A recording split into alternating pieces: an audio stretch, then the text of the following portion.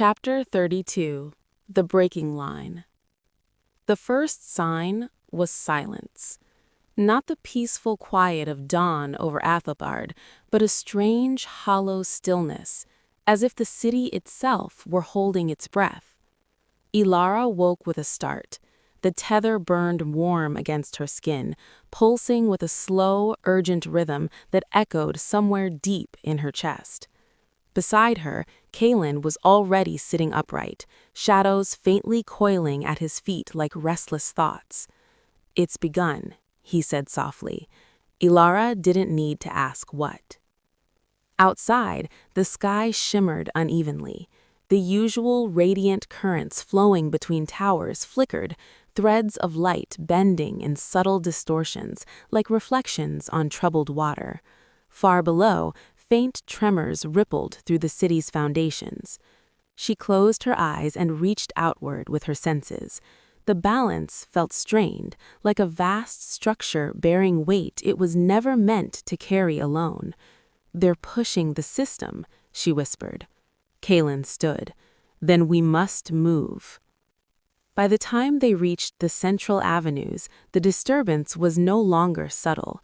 A low resonance rolled through the streets, deep enough to vibrate stone and bone alike. Citizens paused mid-step, glancing upward in confusion. Some lights along the promenades dimmed unexpectedly before stabilizing. Whispers spread like wind through tall grass. "What's happening? Is the city drifting? Wasn't the anchor stabilized?" Elara felt a tightening in her chest. Fear. Not yet panic, but close. A voice echoed across the city through the resonance network. "Attention! Stabilization protocols are now in effect. Please remain calm and proceed with routine activities." Elara exchanged a look with Kaelen. "That's Thane," she said. He nodded. "Control through reassurance," he murmured. As they approached the central nexus, the air grew charged, tiny sparks of stray energy snapping faintly along conduit lines. Guardians stood at every entrance, their expressions tense. When Elara stepped forward, they hesitated, then allowed passage. Inside, the chamber had transformed.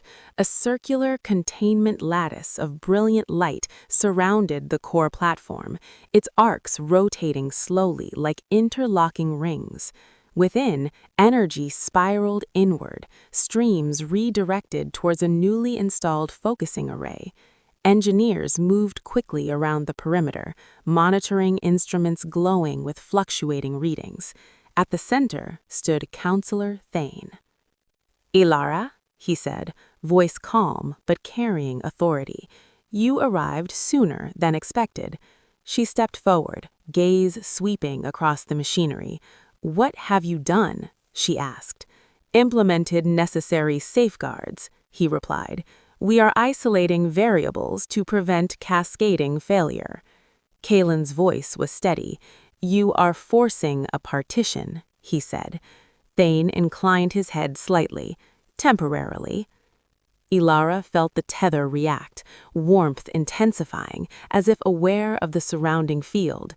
"You said this was consultation," she said. Thane met her eyes. "Circumstances evolve." A sudden surge rippled through the lattice. The containment rings brightened, projecting a field around Elara and Kaelen. Pain flared, sharp and immediate, like invisible pressure pulling in opposite directions. Elara staggered slightly. Kaelen stepped closer instinctively. "What are you doing?" she demanded. "Testing resilience," Thane said. "The city must be able to function independently of uncertain external factors." Energy readings spiked. Across the chamber, conduits flickered, light surging unevenly through crystalline channels. One engineer called out, "Anchor resonance rising beyond projections." Another, "Feedback increasing in lower conduits." Palin's gaze hardened. "You are provoking a response." Elara forced herself to focus. Through the pain, she reached into the network, sensing currents spiraling tighter. feedback loops beginning to overlap dangerously. The system was resisting, not violently, but instinctively, like a living organism refusing harm. "Stop," she said urgently. "You're destabilizing the equilibrium."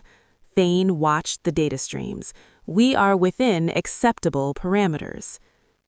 The vibration deepened. Somewhere, far below, the anchor stirred, its presence pressing against her awareness like distant thunder rolling beneath the earth. Elara felt its confusion, its warning. Suddenly, the chamber lights flickered. A ripple of distortions swept through the containment rings, briefly warping the air. "Field integrity fluctuating," an engineer shouted. Kaelen stepped forward despite the pressure. "You cannot command balance," he said quietly, "only respect it." Elara looked at Thane, at the certainty in his posture. "Why?" she asked softly. "For the survival of our people." "At any cost?" she asked. He did not answer. Another shockwave rolled outward, stronger this time. Across the city, towers trembled subtly. Far above, clouds twisted into slow spirals around the upper spires. Elara felt fear ripple through the collective currents, citizens sensing something was wrong. "The system is reaching critical tension," she said. "If you push further, the feedback could cascade." Thane hesitated, only briefly. "Maintain sequence." The tether flared brilliantly, gold and twilight intertwining in luminous pulses. Pain surged, but beneath it, Elara felt something else. Strength, connection. The bond was not weakening, it was resisting separation. Kaelen met her gaze. "We hold," he said softly. She nodded. Closing her eyes, Elara extended her awareness deeper than ever before, into the heart of Aethelgard, into the currents linking sky and shadow. She felt centuries of imbalance, unintended draining, quiet fear, desperate attempts at control. And beneath it all, a simple truth. Balance required trust. Elara opened her eyes. "Thane," she said, voice steady, "if you continue, you will force the anchor to defend itself." He studied her. "Then we will learn its limits." A low, resonant tone filled the chamber, deep enough to vibrate the air. Every instrument spiked simultaneously. Anchor activity increasing, energy redistribution occurring. Kaelen's snados rose instinctively, grounding stray currents. Elara lifted her hands, light gathering naturally, answering her call. "Then we restore equilibrium." Outside, across the city, currents of light and shadow began to move, not in conflict, but in response, as if the world itself were awakening.